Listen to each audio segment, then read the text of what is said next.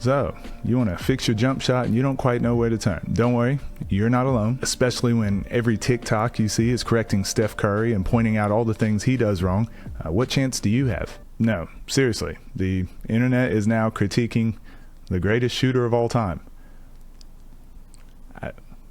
Regardless, you're in the right place. I've worked with thousands of players and coaches at every level, and I've seen it all. I've also personally gone through changing my shot multiple times throughout my career. So this video is going to actually teach you how to think about changing your jump shot and to give 3 very specific cues to help you improve instantly. I'll also explain when and if you should even think about changing your shot and how many shots per day you need to be taking depending on the level that you're playing at. First up, there are 2 concepts that will change the way that you think about skill acquisition going forward. 1, nothing beats natural ability. And 2, there is no replacement for doing the thing. Hey, what does doing the thing mean? Well, I'm glad you asked. Some players are just naturally better at certain skills than others. Studies show that elite players with unique skill sets are generally good at other sports or activities that utilize the same skill. Players that have great aim shooting a basketball likely have great aim throwing darts at a dartboard or throwing a football to a moving target. If a player has great hand-eye coordination and elite depth perception, then they're naturally going to be a better shooter in almost all cases. Now, does this mean if you suck at darts, then you're going to have a terrible jump shot? Yeah, absolutely not. Which brings up point number 2. You have to do the thing. There's no way around it and no quick fix. If you want to improve at a skill, then you need a baseline understanding and also physical comprehension that can only be acquired by doing the thing that you want to get better at. If you want to become a better kicker, you don't read 1,000 books about kicking.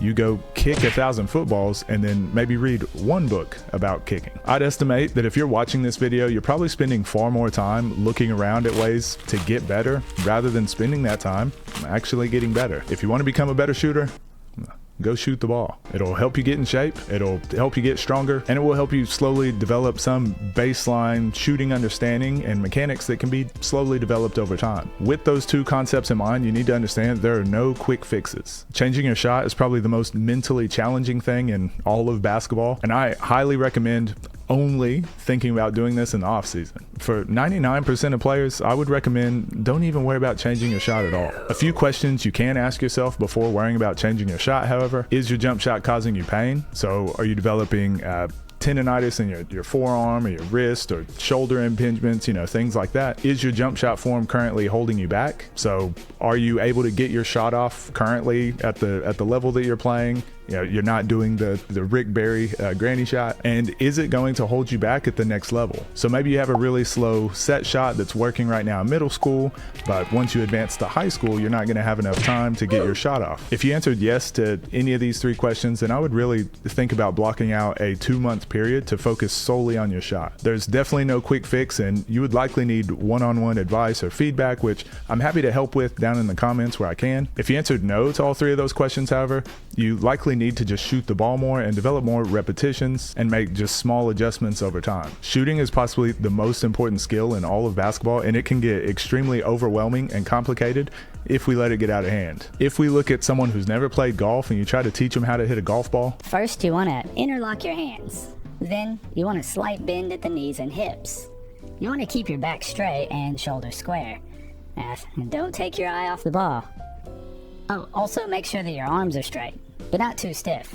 And you keep them straight all the way through the swing, while only rotating at the hips and shoulders, but not the abdomen. You'll know you're doing it correctly if you're squeezing your shoulder blades slightly, but then they still feel relaxed, and you'll continue with that motion until... Yeah, we don't want that. KISS.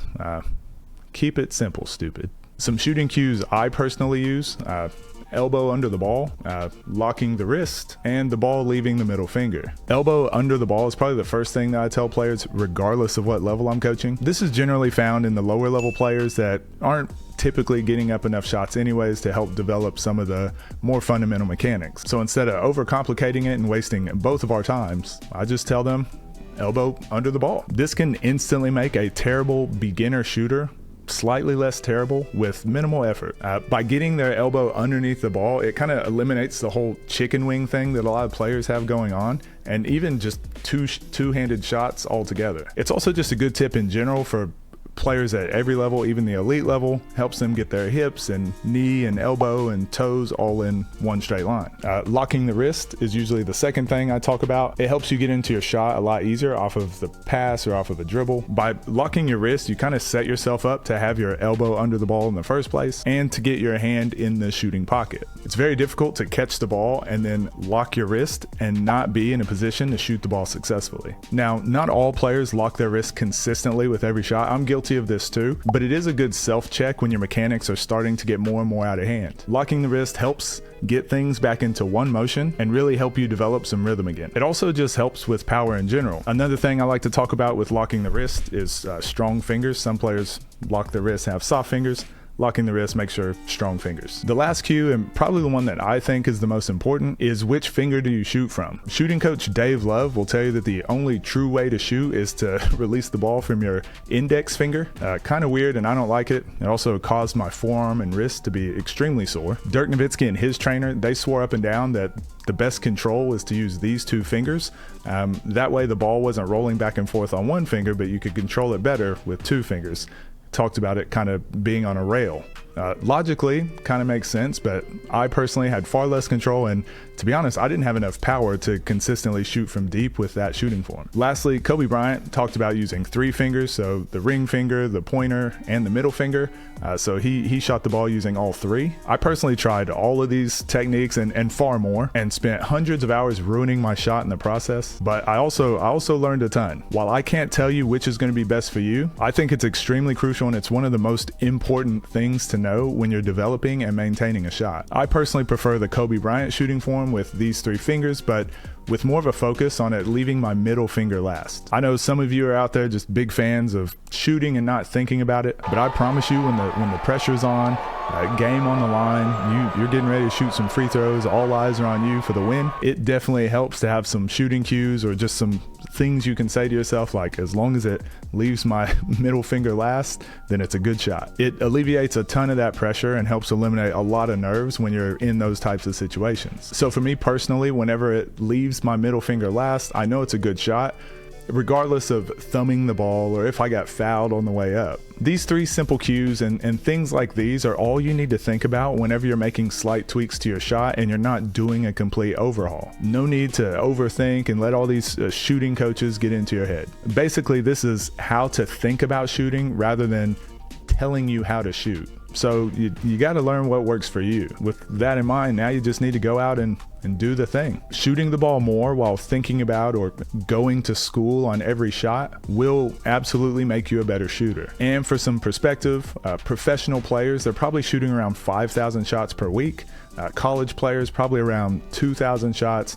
High school players probably around 1,000. The elite players in each of those groups, however, are probably shooting far more. So don't think that that's the ceiling. Every single person has different shooting mechanics, different body types, different flexibility, and many other variables that coaches often overlook. Stop listening to basketball TikTok influencers that are trying to sell you a product, or they're just in it for the views.